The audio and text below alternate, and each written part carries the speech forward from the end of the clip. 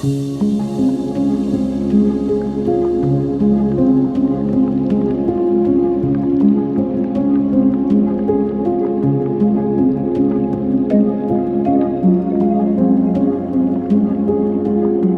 you so much for being my very first guest, Sue. I'm so grateful that you're here. Thank you. I'm glad to be here. Thanks for inviting me. So we are here today on our TV show, So You Want to Be Successful. As many of you might know Sue Reid already, she is an established podcaster. She's a coach, and confidence coach, and self-belief coach. Mm-hmm. She's also the author of her book, Building Confidence: How to Thrive as a Shy Person. She's an online writer, podcast host, and about to facilitate a new community meditation group. Sue is the founder of Sue Reid Coaching, which commenced in March 2022. Before coaching, Sue had a long career in retail banking. She retired in 2019 and decided to write a book about her struggles with confidence. After finishing the book, Building Confidence: How to Thrive as a Shy Person, Sue started her podcast, Building Confidence, in which she discusses a topic related to confidence with each guest each week. Sue believes we all deserve a life of joy and success, but a lack of self-belief often holds us back. Once we believe in ourselves, confidence is a skill that can be learned and mastered. The first step is self-belief. Mm-hmm. Sue lives in Devon, southwest of the United Kingdom, with her husband, Robert. It is such a pleasure to have you here. Thank you. And Sue and I have known each other for about 3 years now, both graduating from the Jay Shetty School. And yeah, confidence is definitely something that can be mastered. Somebody had told me it's something you work on every single day, just like playing the piano. Absolutely, yeah. So tell me, Sue, what would be something that has been a struggle for you as you've gone through your challenges with confidence? Well, when I was young, I was very shy. So I think being shy and lack of confidence are separate, but they seem to fit together. You seem to think, well, if I'm shy, I haven't got much confidence. But I think they're different things. I think if you're shy, you're probably always going to be shy. Same as if you're an introvert, you're always going to be an introvert. It's just the way you are. But lack of confidence is usually to do with your self-esteem. So where I struggled was believing in myself, and I struggled with that for a long time. And that, I think that was my main struggle, to actually believe that I had confidence, because I think at the end of the day, we all have confidence. Nobody doesn't have confidence. Nobody loses their confidence, which I thought I had lost mine. I thought, whatever confidence I had when I was young, which was very little anyway, after I went through a toxic marriage, when I came out the other side, I felt I haven't got any confidence. But that's not true, because otherwise you just wouldn't be able to do anything. Everybody has confidence, but what they don't have is the self-belief and the self-esteem, so the self-worth, what you actually think of yourself, how much you value yourself. So I think that was the thing I was struggling with. It wasn't really confidence, because like I said, that's a skill. Right. That's really interesting. So as like a retail banker and now an established podcaster and an author, how do you think taking those steps has helped you become successful? Yeah, I think everything I've done on a step-by-step basis has, like all of us, everything you do leads you to where you are at this point in time. And everything I've done in the past has led me to be what I think is a really confident, successful person now. So going down the wrong road, going through a bad marriage and coming out the other side, I had a choice to make. I could carry on the way I was, which was hurting myself, self-sabotaging, having very little self-belief, as I said. I could meet somebody else who would treat me just as badly, because my marriage was the third person, I would say. In fact, I think all my relationships with men were bad up to that point, when I made the decision that this has got to stop, Sue. You cannot carry on like this. You need to pick yourself up. You need to do something about it. And just something inside me snapped. Something inside me made me get up and move forward. And I mean, I since then, that time, I'm now a great believer in your soul, and your soul guides you and tells you what to do. And I think it was my soul saying, we've got to sort this out. This isn't why you came here. We've got to do something about it. So I made that decision. So having working in a bank, I found that actually, and this was a big surprise to me, people liked me. And do you know what? Because in those days, you had a retail bank and you had 9 cashiers. I mean, these days it's all machinery, but you had 9 cashiers, believe it or not. And we all sat in a long row, and people would come in to take money out, pay money in, because there's no internet or anything like that in those days. I'm going back to 1980 or something. And people would queue up at my till, even though there were other cashiers free. And the other cashiers would say, do you want to come over here? And they go, no, it's okay, I'll wait for Sue. Now, why were they doing that? I didn't believe in myself. And I thought, you know, am I giving them out too much money or something? Do I need to check my till better? But they actually liked me. And that was a big surprise, believe it or not. So that was a huge step. And to find that actually, you know, I was getting good at my job. I was getting good at talking to people, relating to what they need, and providing them with the right products. And I was never a big salesperson, and I think that's kind of off subject, but I think sometimes, you know, salespeople, they're seen as being ultra confident. I can sell ice to Eskimos, etc., sand to, you know, the Arabs. Yeah. I wasn't like that. I genuinely wanted to help people because I wanted them to like me. I like this feeling that people actually like me, because I didn't have it before. That I could see how that would be awesome, having people just kind of like in that lineup, and other people not going to the empty spaces, and having that long line. That would be a great confidence builder. What I would say that's quite successful as a banker. So why did you leave that and decide to become a coach?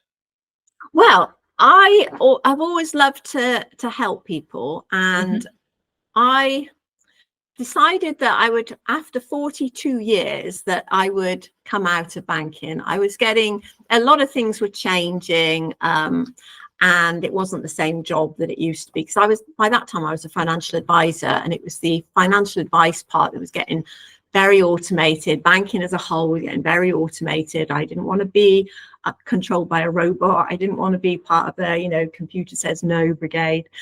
I like dealing with people on a face-to-face basis. So I thought, well, I've paid off my mortgage, I've got no debts, why don't I just retire? And for 3 years I said I'm retiring next year, and then I didn't. And then, because I did love my job, and then in the end I thought, no, I'm 60 soon, I'm going to retire. And then I thought, and then what? Now what am I going to do? I can't sit watching daytime TV. I love gardening. I love seeing my grandchildren. I love baking. But that's not enough. I wanted something else where I could carry on helping people. So I thought, well, what were the things I really enjoyed? One was helping people, meeting new people. And what was I good at? Well, I built my confidence up from, you know, being a very shy, unhappy person to the person I am today. So I thought, why don't I help other people that have got the same problems as me? So I decided to do that, and then we went into lockdown. So I thought, oh, okay, now what do I do? So I thought, well, while I'm waiting for lockdown, I'll get my training. So I got certified, and I wrote my book. Nice. You wrote your book right after.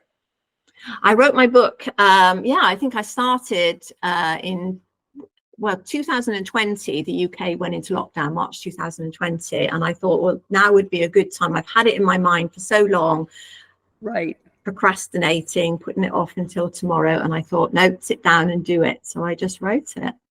Right. So you touched on working with your soul. And as you know, lots of the inner work that I have done and working with your soul, your inner child.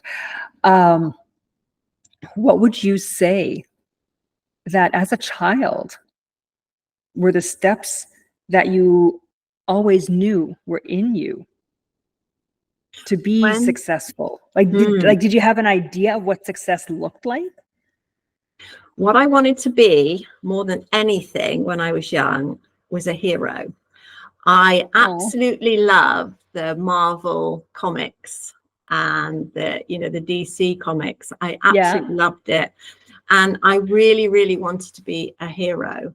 I wanted to go on an adventure. I was always asking my mum if I could, I don't know why, but go up in the attic. So I thought if I could get in the attic, I'll have an adventure. Something really cool is going to happen. And my mum was like, no, don't be stupid, you get dirty. So I always wanted to be a hero. And then as I've grown up, I thought, did I become a hero? And I think I did, because I've helped so many people, either through the years helping people with their money, or now helping people with their confidence. So I think I made it. I am a hero. So yeah, there was something inside me that knew I could be more than I was. That's beautiful. That's beautiful. And I love how the hero kind of ties right into the fact that success doesn't have to be about money. Success can be defined how we feel about ourselves, being confident in ourselves, being that hero for other people. And as you just said, between the podcasts, the books, the coaching, you're helping people every day. Mm-hmm. What would you call your hero? That's a good question. I don't know. I don't even know who my favorite hero is. But I do. I don't know. I think I don't even know what my superpower would be. Confidence building. Yeah, that is a superpower. Yeah. I think I'd like to be really strong. So I think maybe, I don't know, I'd be some power woman or something. I'd have to have some sort of like Wonder Woman, but some configuration of Wonder Woman. So strong, kind of a little bit of a tangent, but not really. Strength can also be seen in different definitions, physically or emotionally, with your mindset. How do you think that, like the mindset itself, affects the way you're successful or not successful? I think I've always had a lot of self-discipline. I think I've always been good at making decisions and sticking to them. This is what I want to do, and then I go and do it. I have suffered from perfectionism, procrastination, lack of self-belief, but inside me, there's always been that drive. And I do think that something has driven me, because when I look back, I think, well, why did I make that decision? Why did I suddenly decide to write my book? And it's things that come to me. I mean, I've only been meditating for the last, I think, 10 years. But I think, and meditation, I get a lot of downloads in meditation, like images of what I should be doing next. And they don't always make sense, but eventually they do. But I have followed that guidance, I think, for most of my life, often without even realizing it. I just like made decisions out of the blue because I woke up with a thought in my head. That's awesome. No, that's beautiful. It's and the same thing has happened to me where, yeah, you just get this thought and you just know intrinsically that you have to follow it. Yes. And one thing that I've really learned is that it doesn't matter how, but that self-belief, like you're saying, it really helps to just have that belief, building that confidence to take those steps. So you had mentioned a little bit about when you've like kind of fallen a little bit and you've had to, but you've always come back to what you felt was the right track to become successful, live that Mm. fulfilling life. What were some of the things that you were able to do to get back on the right track? Yeah. So, like I said, I went through a bad marriage, and I think while I was going through those bad times, I really focused on my job, which helped an awful lot.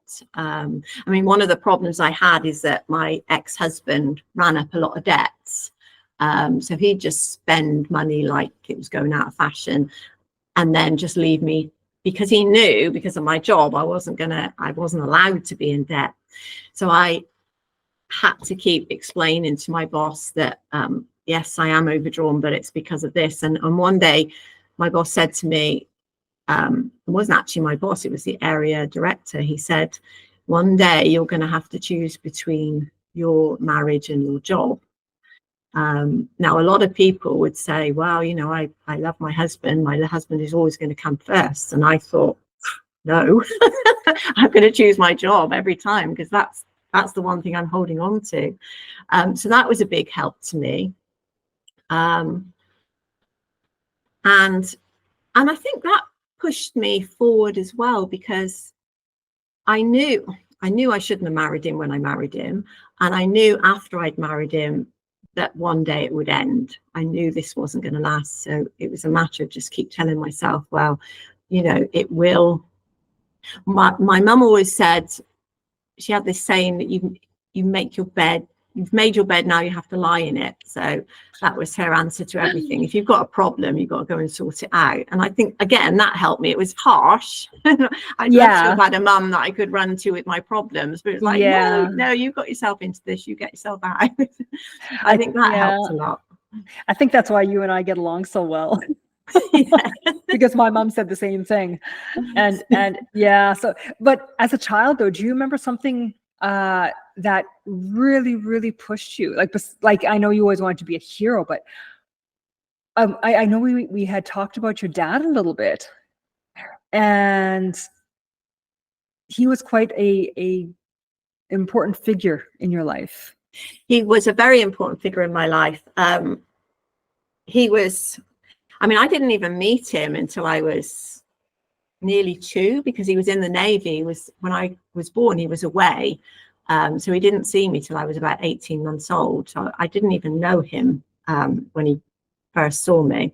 Mm-hmm. So we never had that like initial bond. Mm-hmm. And my dad was both my parents were quite unemotional. They never showed any love.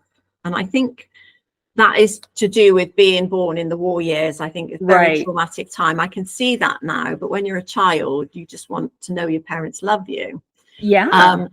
And my dad was very strict, like what he said went, and my mum as well. My mum always said, while you're living in our house, you'll live by our rules. Right. So it was a very strict upbringing for all of us, all 4 of us. And when I got to teenage years, I was a teenage girl. I wanted to do my own thing, and I had a very strict father. Now, I know now, looking back, that he was protecting me because he knew what young men were like, because he'd been one. Right. And so he was protecting me, but I didn't want to be protected. I wanted to find my own way. So there was that conflict and that battle, and we were always falling out. And I think I got his personality of like, you know, wanting to do my own thing. Mm-hmm. But my dad also had the attitude that like second place was the first loser. You know, you had to win at all costs. Mm-hmm. He wanted all of us to do really well. And I think out of the 4 of us, it was only really my sister that was the brainy one. The rest of us didn't live up to his very high standards. Okay. And again, I can see, looking back now with hindsight, as an adult, having had children of my own, that you just want your children to do the best they possibly can. But, you know, when you come home and you've done your best in an exam and you've got maybe 70%, and your dad said you should have got more than that, you should have got 100%, that hurts, especially when you think you've done your best. And, you know, a pass is a pass at the end of the day. But so that pushed me a lot, and it hurt me a lot, and we fell out a lot. But I think it made me stronger in the end.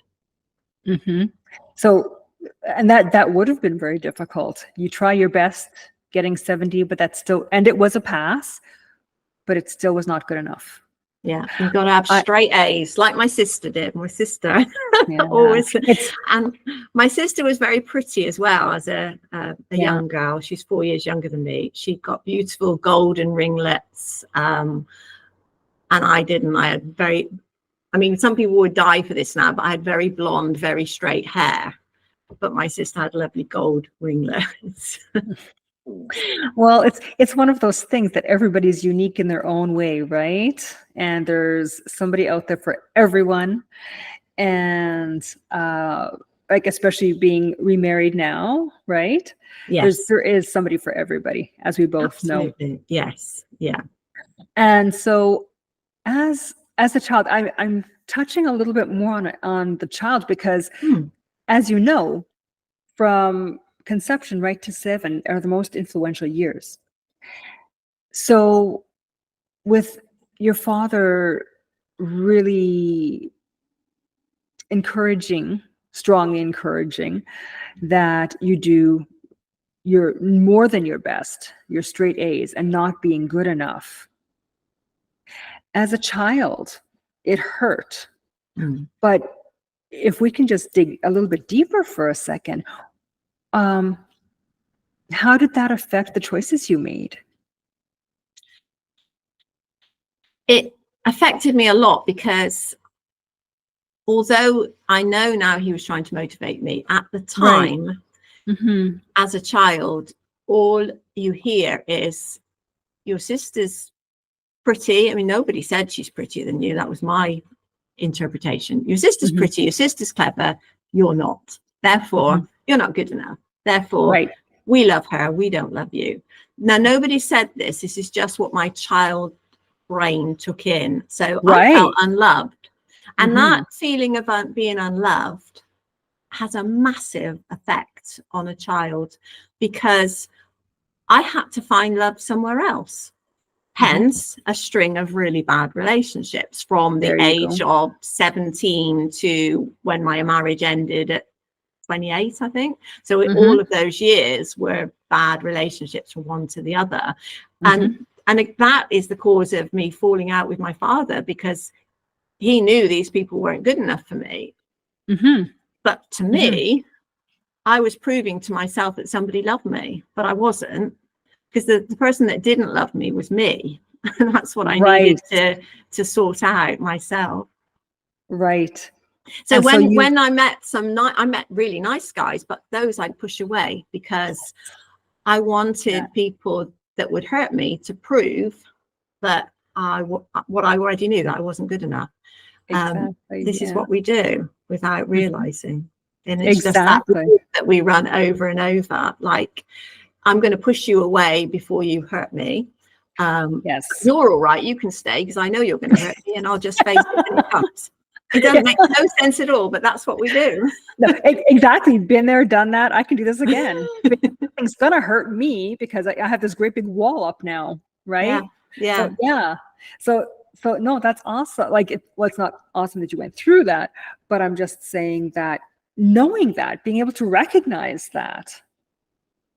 that's successful, as seeing where you are now.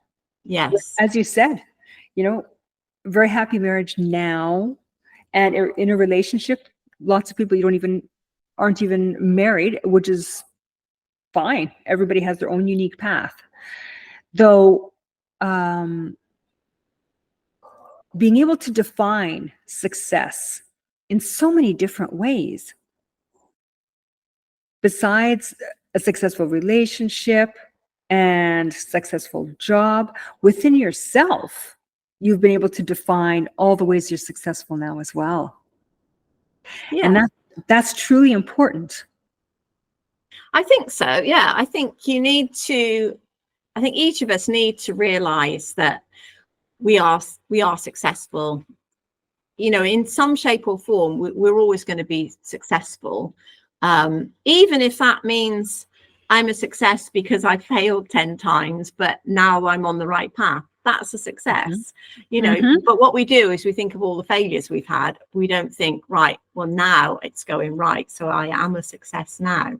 Because every step we take, as long as it's moving us forward, it's a success. But yeah, success doesn't have to be the huge thing. It can be the little steps that move you forward. That's success. exactly. Very well said. Exactly. The one thing that I tell my clients a lot is that, yeah, it doesn't matter how big the step is, as long as it's a step, you know.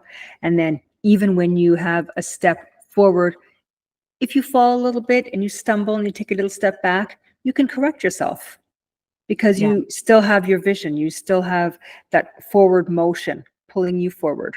That's the important thing. When you fall, you get back up, but you still face forward. You don't look backwards, you face forward, and then you're still moving on the right path.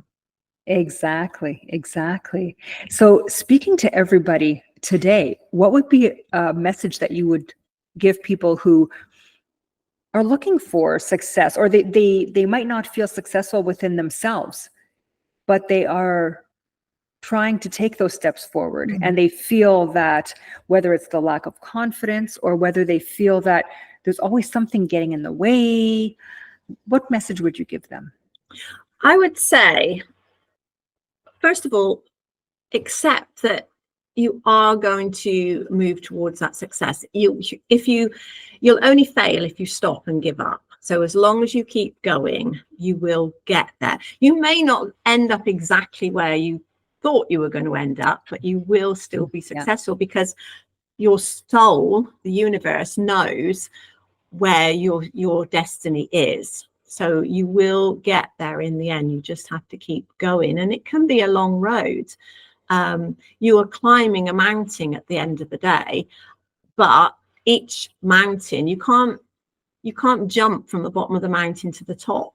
You have to walk up one step at a time, or if you like, a staircase. You can't jump up a huge staircase from the top to the bottom. You have to climb each step, and each step will bring its own challenge. And you might think, well, that's an obstacle, that's an issue, but you can go round it, you can go through it, you can go over it. There is always a way through. And it doesn't matter how many times you fall down, as long as you get back up and keep moving forwards. Right. And it's hard. Yes, of course that's hard. There's no easy route. If a road was easy, we'd all get to where we want to be, within minutes. We have to learn as we go. We have to take those steps. And I know now that everything I've gone through in the past was all there to get me to here. So therefore you can't say, I wish that didn't happen, because I don't know where I'd be then. I'd be somewhere completely different, probably looking back and thinking, I wish that didn't happen, because it would have been a different path. So you have to accept the path you're on. And I think one important thing is, if you're on the wrong path, because it won't feel right inside. So you need to keep asking yourself, ask your soul. This is what I do in meditation. Am I on the right path? And you get your yes or your no. When you are on the right path, it will feel right. Everything will start to slot into place. You'll think, I know why I met that person. I know why that person came into my life now. It's so all for a reason. Yeah. Starting to connect the dots. Can you, for some of the readers, as an author, for some of the people watching, can you kind of describe a little bit more of that feeling? People who might not recognize that feeling of, oh, okay, this feels weird, but I'm not sure why it's happening, but it feels like I'm supposed to go this way. That inner voice, that conscience that tells you, being able to get to that point of being with yourself and being okay with yourself, that authentic being. Yeah, and so this is something people need to work on. So it's not something that comes automatically, because sometimes we've we've lost touch with our soul, so we're not, Right. we're not in tune with it. So it's like when you listen to a radio station, you might be your dial might be slightly off. You need to retune it, but you can do that by asking yourself questions. So you just close your eyes and you just ask yourself, am I on the right track?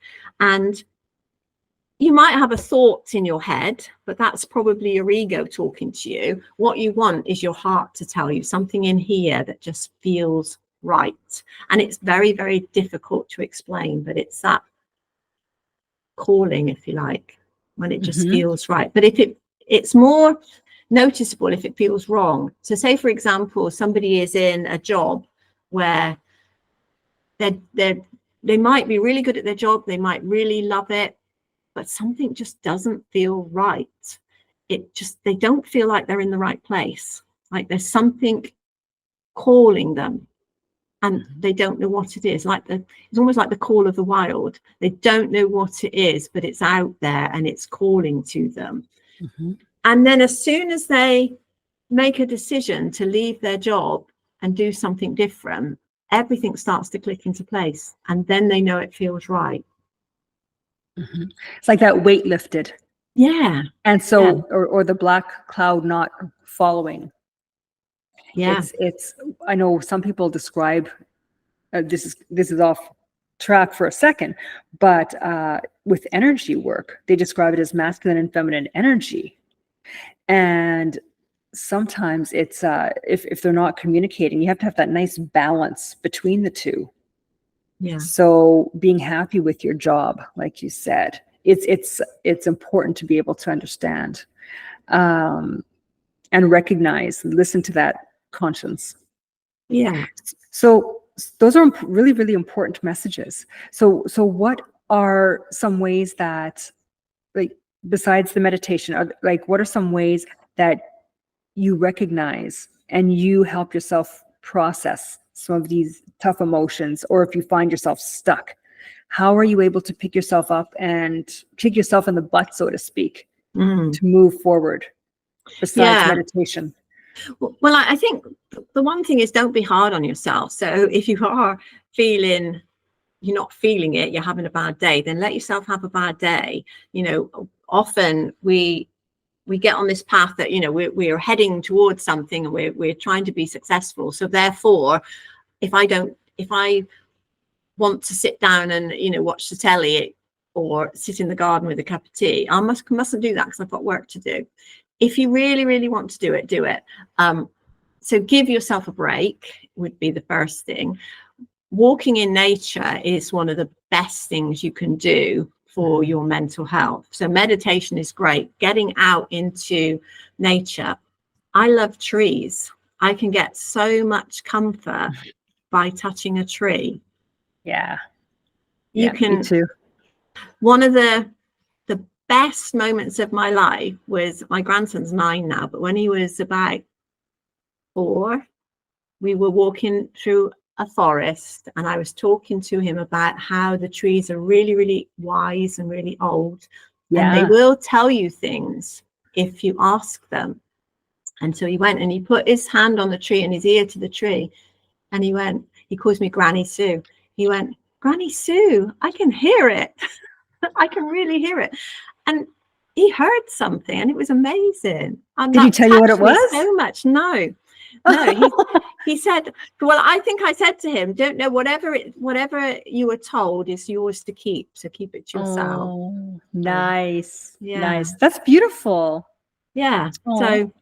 So I think, so going back to the point, I think walking in nature, walking by the sea, walking barefoot on the sand or paddling in the sea is one of the most beautiful things you can do. Just noticing nature around you. We are part of nature. Like, that's another thing that in this go world, people forget. Yeah. And it's right there. Yeah. It's one of the things. Yeah, exactly. People take it for granted. It's right there. We're surrounded. Well, unless if you're in the city or wherever you are, but it's not very hard to find a plant or a tree or some grass or some form of nature, a bird, anything. Yeah. Right. Yeah. And people take those things for granted. But when you stop and you're mindful of what you're doing, like with the meditation, you're able to allow your brain to slow down a little bit. Yeah. And we could do a whole thing on appreciation and gratitude and everything else. But when you're not But we're feeling gonna very, go there. Yeah. when you're not Yeah. feeling confident, you're suffering from a Yeah. lack of confidence, just notice in nature, just being there, present in nature, you suddenly realize that everything is so insignificant compared to nature that it really doesn't matter. You know, if you think like I did that people didn't like me, it doesn't matter as long as you like you. Exactly. The most important. And the crazy thing Yeah. is, if you like yourself, other people automatically like you. Yeah, it's part of that ripple effect, isn't it? Exactly. Yeah, exactly. So tell me, so how can people contact you? They want to work with you or get your book or anything like that? Okay, well, my book is on Amazon. So so it's Building Confidence, How to Thrive as a Shy Person by Sue Reid. It's got a green cover because I think there's a few books called Building Confidence. People copy me, you see. But it's a green influence. It's a green cover. My podcast is on all major platforms. That's called Building Confidence. You can pick it up on my website though, which is www.suereidcoaching.com. People can email me if they want to. I'm sue@suereidcoaching.com. So yeah, I'm on Instagram, I'm on LinkedIn. Any of those ways you'll get hold of me. Perfect. As you've explained your story and your challenges, you're thriving to get through, and the steps you've taken, it's been all very, very important. And I'm sure people will have taken part of your points to look at their life and how they can make changes to take a step maybe on a different path. It's all, very, very important. So I want to thank you so much, Sue, for being here. Thank you. It has been a pleasure as always. and I look forward to speaking with you again Definitely. and seeing where you're growing with your meditation group. Thank you so much for having me here. You are very welcome. You have a wonderful day. You too. Thank you everybody for listening.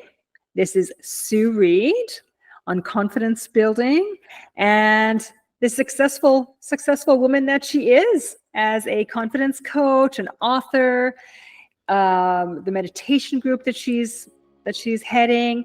So please look out for her on her website and be in touch with Sue. She can get you on the right path. Thank you all.